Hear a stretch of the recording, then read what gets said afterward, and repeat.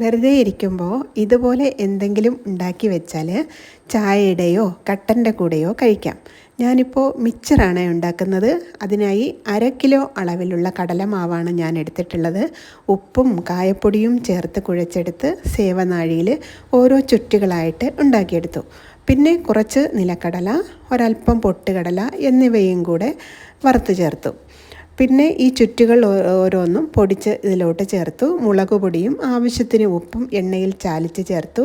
പിന്നെ കറിവേപ്പിലയും ചതച്ച വെളുത്തുള്ളിയും കൂടെ വറുത്ത് ചേർത്തു.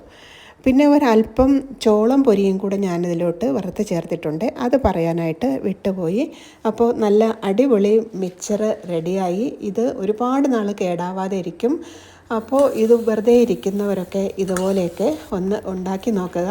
ഇടയ്ക്കൊക്കെ ബേക്കറി സാധനങ്ങളൊക്കെ ഉപേക്ഷിച്ച് നമ്മൾ വീട്ടിലുണ്ടാക്കുന്നത് തന്നെ ഒന്ന് ശീലിക്കാം.